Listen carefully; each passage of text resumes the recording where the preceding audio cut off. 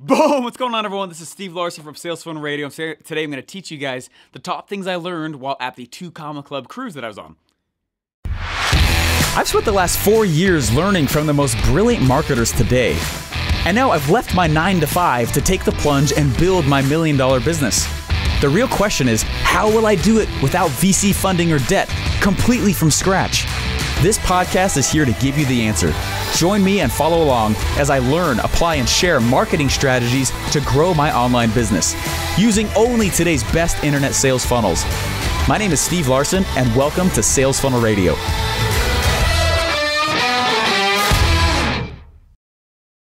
What's up, guys? Hey, so I just barely did 2 Comma Club cruise. If you guys don't know what that is, 2 commas meaning $1 million, right? There's a coaching program that I'm one of the coaches for, and I help people create their offers and the sales funnel that would best present the offer that they are trying to sell inside their business. And so what we did is this year, we went and did a cruise down to the Bahamas, which was really, really awesome. We went down to Nassau, St. Thomas, Tortola, some other places I can't pronounce. And it was a lot of fun. Got to see dolphins and stingrays and all this stuff, and saw the world's most deadliest plant in the book of in the Guinness Book of World Records, which is crazy. Apparently, like, if you just even touch it, like, you die. It's crazy, crazy, crazy. Anyway, saw some cool stuff, though. What was really interesting, though, is this is not just like a normal cruise. What we did is pretty much every single day there was masterminds going on, okay? And there was a group of us that would come around and we would just teach, okay? We would just teach about tons of stuff. Open mic Q&A, actual teaching back and forth. Like, it was really cool. Now, each of the coaches got up and taught. James Friel got up, right? John Parks got up. Julie Stoyan got up. I got up. Russell did, okay? And we got up and we started teaching about different various things that we were seeing. Like, hey, as a group, here's like a little spot check session on what it is I see the group might need. And so it's cool to see what each coach was seeing as a whole the group might need. And I'm not going to go through each of the things here. It's part of the program, okay? But there was one session that I really liked. James Friel was the first one to get up. And he got up, and it was cool. I don't know quite how they did this, but they reserved the actual major meal hall, mess hall of the ship. It's one of the biggest ships out there, I guess. It was huge ship, massive ship. And we were in this massive room with, it was quite full, actually, with all the people that were in there. Anyway, so James Friel got up first, and he started talking about goals, and I really appreciated his viewpoint on goals. Now, I don't know if you know, I don't know if you guys have ever noticed this, but there's a lot of people out there that just focus on, like, what's your big goal? What's your big scary goal? Your big, massive, scary goal. And I understand, okay, the point of having a big goal that makes you kind of freaked out. And there's a benefit to that, and I actually truly do believe in that. Right, and you guys saw my episode just a few weeks ago about my goal for this year, right? I'm charging towards $4 million. I'm really hoping that I hit it, right? And it's not just like a shot in the dark number. I know how I need to hit it, and I was careful to say that number. And it's freaking me out a little bit, not in a negative way, though. It's positive stress. If it was any higher than that, I'm right on the line of positive stress versus kind of negative stress for that goal, right? And so not all goals are like really, they shouldn't just freak you out for the sake of it. You know, I know Grant Cardone goes out there and he says, like, what's your goal? 10x it, right? Sometimes that's extremely destructive, and I'm not actually a fan of that. When it comes to your team, when it comes to you, I found that to be okay.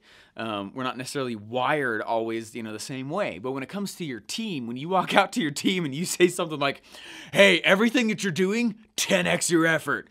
It's like, oh man, how about an arbitrary goal we can't measure, and then let's just stress the crap out of everybody, and it paralyzes everybody. So anyway, so I think there's room for both is what I'm saying. There's room for making goals that are really scary, kind of out there that push you. There's also room for goals that are just like, the next little 2-inch putt, like James Friel talks about, right? The next 2-inch putt. How can I guarantee success on this to feel momentum and make momentum for my team? And I totally get that. Okay, so anyways, regardless, there was a cool thing that James taught, and I wanted to teach it to you. And then I want to share with you a video that I took on the actual ship, okay?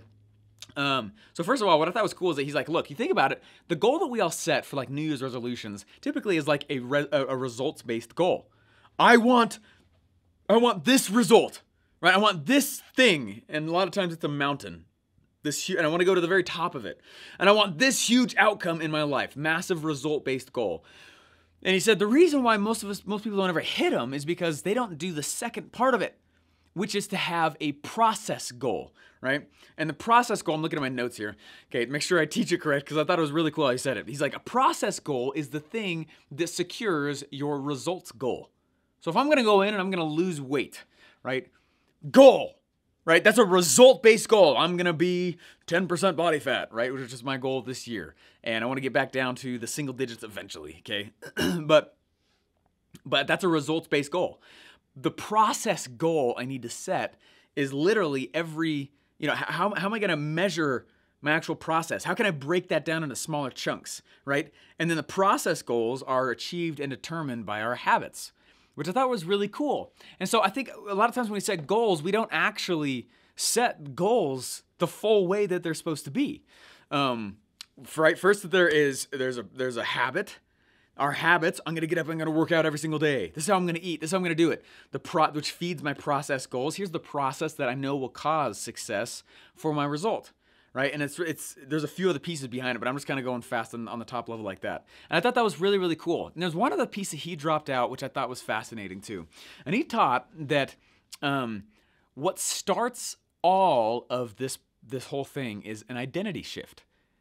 Okay, and you guys know how much I geek out about identity shifts. Identity shift, taking on a new identity is literally one of the major purposes of a sales message. Okay, it's the hardest thing to cause and one of the most important components. Okay, and so if I can cause an identity crisis and an identity shift, it makes it really easy to sell people. Right? And I don't mean that in a negative sense, okay, but that's really what's happening. And what was cool is to see how he tied that into goal setting. Okay, I go in and I'm like, oh, check it out. I am going to go and I'm going to be a funnel hacker, right? I'm going to be a triathlete. I'm going to be a 2 Comma Club winner, right? And we take on this identity and that's what spurs the whole process, okay? Now I know my results goal.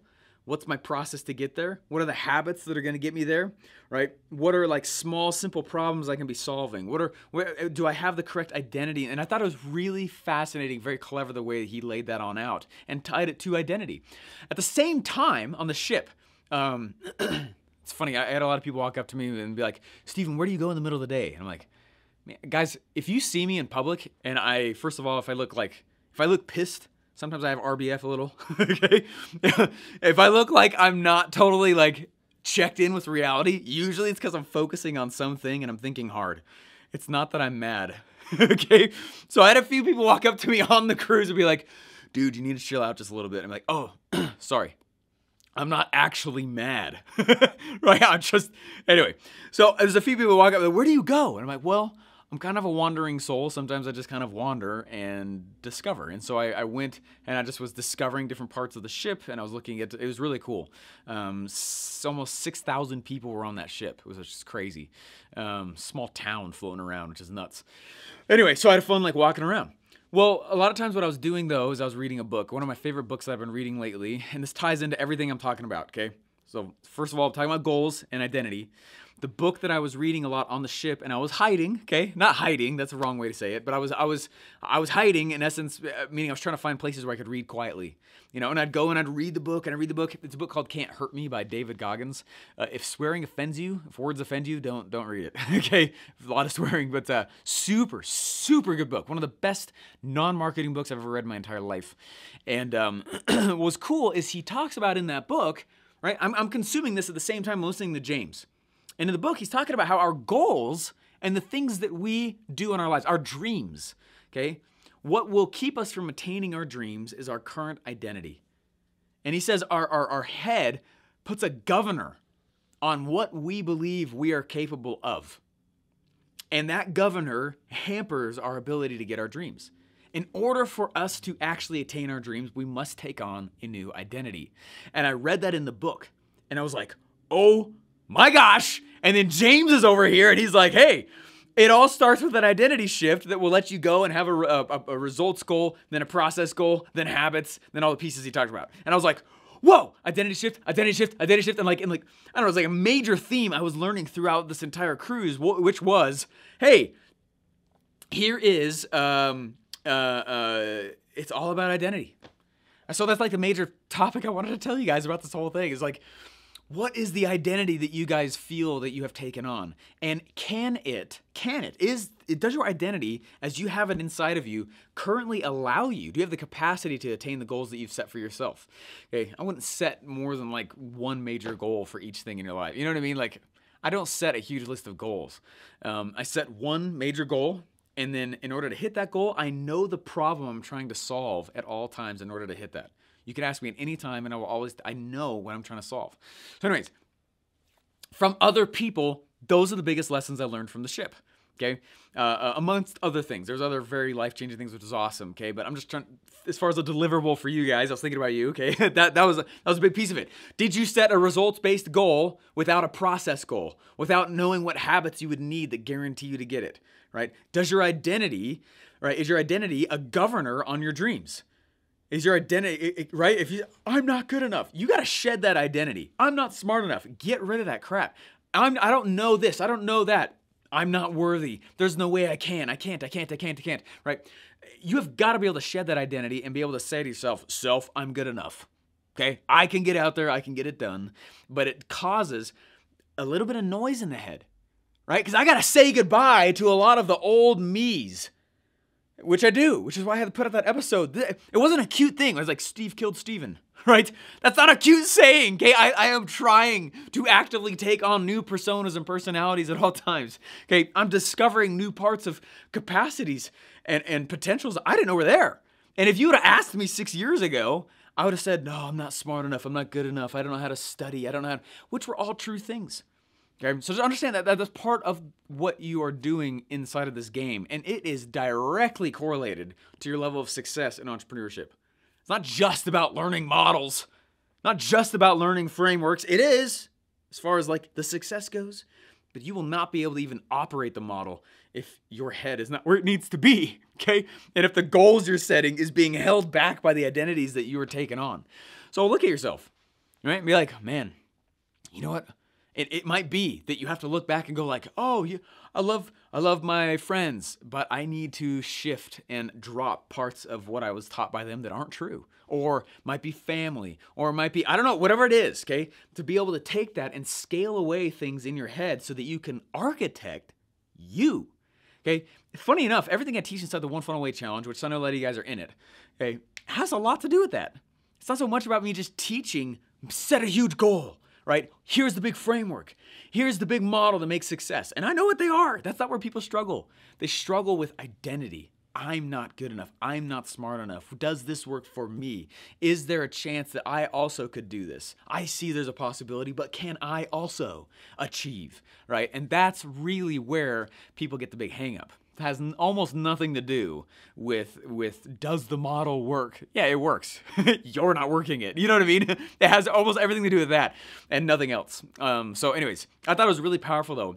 And it seemed to be, as far as like marketing, education goes, it seemed to be this undertow theme that I started seeing in all these places.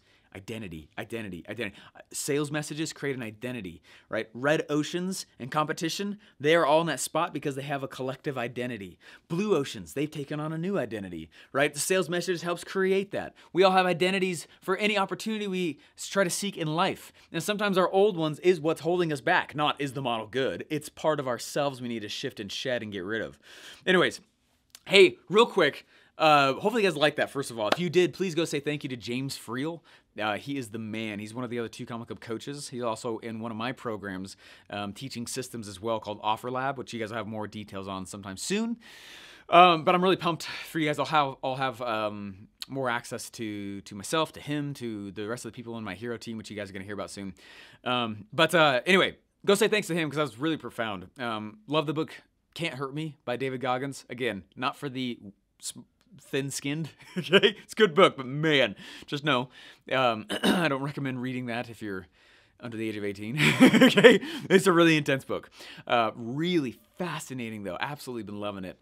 And then just know that, like, as you start to set those goals, like, did you set a process goal? You set the results goal, most likely. Do you know how to get there? If you can't see, I'm not saying you need to see all the pieces. No one ever does. But do you have an idea on your plan on how to, like, your habits, right? I don't necessarily know how I'm gonna go from exactly 11% body fat down to exactly 10%, but I have an idea that my process every day and my habits every day could be get up, work out, eat things that are green, and things that are meat, right? And right, boom, there's my process and have a goal, right? And I know enough to just move forward, figure out the rest of the details as I go, right? And that's the way it is with pretty much everything in life. So anyways, what I wanna do real quick though is cut over to me on the ship, and it is a video of me, it's very short. It's me getting kicked off the ship, almost literally. I was one of the last people off because I was trying to hide so I could record a cool little episode. I got to teach a lot, almost every day, and these are the 3 top things that I taught every day, well, almost. There was one session in particular that was very impactful for people, and I wanted to encapsulate that and deliver it to you as well so you understand what that was. And it has to do with the question of, Stephen, how do you get so much done? Right? And how do you not get so overwhelmed?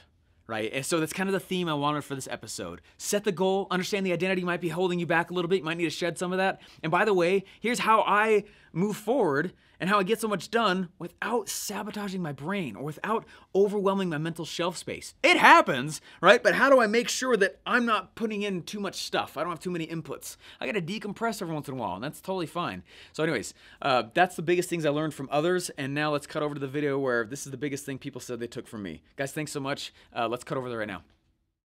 Boom, what's going on everyone? It's Steve Larsen from Sales Funnel Radio, and kind of a different episode. I'm on top of the Norwegian Bliss right now, and we just ported back into Miami. I kept trying to find a spot where I could do this throughout the week, but this is kind of it. I'm literally about to get off the ship. One of the most impactful sessions I did though while I was here, so there's a big group of 2 Comma Club people. It's about 400 of us, and throughout the week we would do these really cool masterminds, and it was a lot of fun. Had a lot of fun doing it. What's cool is that like I spend so much time with like the new business person, not just funnel builder, like somebody who's brand new, who's never done any of this before, and I get it. And it's not just like, hey, you got to learn this stuff. It's like, hey, prepare for this mental barrage of crap you're about to hit as well at the same time. What was interesting is one of the sessions I did here seemed to stick the most, and I wanted to just kind of tell you guys briefly what that was. I have found in the coaching programs that I'm involved with, my own, other people's, that I help fulfill on and such, there's really 3 things that accelerate someone's progress faster than anything else. What's funny is that one of the things, I'm gonna move over here into the side here, a little less bright, but one of the things that I've found that you guys most likely don't need another freaking course. Okay, it's not about having another course, usually. I'm not saying not to buy them. I'm not saying not to get a mentor. Those things are amazing, they help, they will shortcut the amount of time it takes for you to be successful.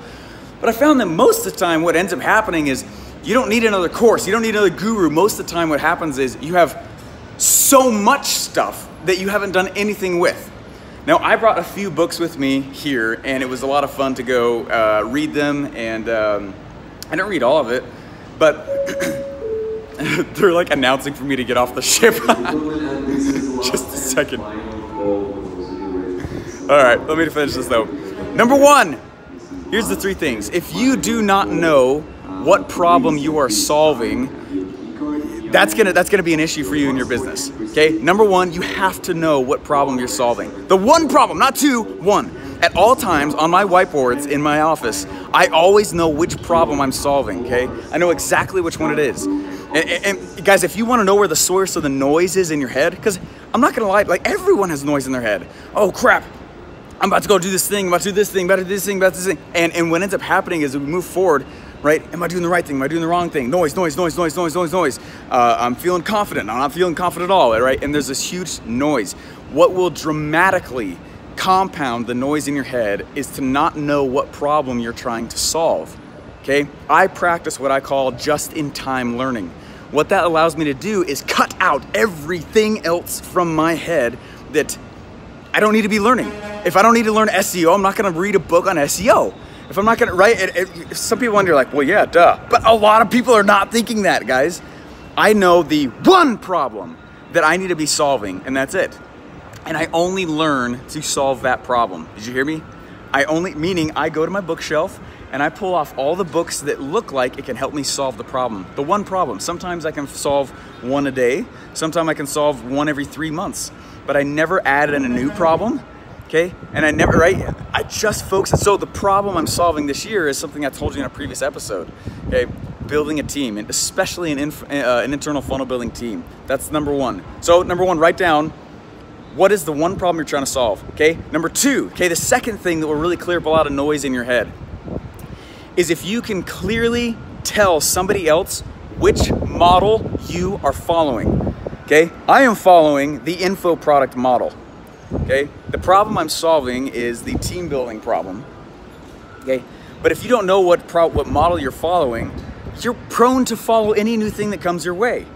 Okay? These are ways that I keep myself anchored in what I do so that I make sure that I'm not getting sidetracked by all the crap around me, okay? So what problem am I solving? What model am I following? Because 80% of all the decision making is already done. Okay, someone else has already paved the path. It's not about me making 80% being a creative genius. No, it's about me learning 80% of the framework someone's already paved in front of me, and then maybe, if it's required, learn the last 20% creativity. Maybe. Most of the time people don't have to though. They just go learn the formula, they learn the pathwork and the framework of someone who's already moved before them, okay? And it solves all the problems for them. Massive way to reduce the noise inside your head, okay? So number one, what problem are you solving? Number two, what model are you following? You should be able to tell anyone these questions, these answers at any time. And then number three, the question that I ask myself frequently, which you guys have seen me do recently as well, is how can I increase my speed? And funny enough, that used to feel like a noise producing thing for me to be able to say to myself. It actually is a noise reducing thing. If I start to slow down, for some reason, I feel all the drag more.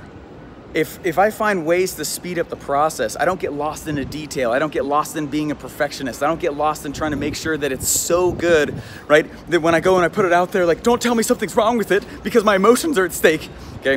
So what I'm trying to say to you guys is like, these are 3 tools that I've been using, and I just wanted to briefly tell you guys that, because most people on the ship, as I've been going in and helping them with like lots of stuff throughout the week, just those 3 little tactics. It was like an hour-long session, but there's a brief version, and they are kicking me off here. Anyway, so those are the 3 though. Okay, so what I recommend you doing at the end of this podcast, number 1, you have to go and know which problem you are solving. One problem, just one, and only learn for that one problem. Okay, only learn for that, not perfectly, just for the one step in front of you. That's all. What problem are you solving? Number 2, what model are you following? Okay, and then number 3, how can you increase your speed?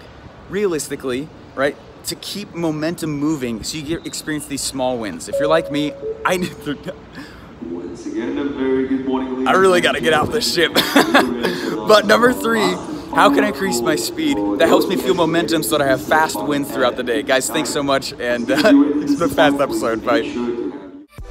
Boom! If you're just starting out, you're probably studying a lot. That's good. You're probably geeking out on all the strategies also, right? That's also good.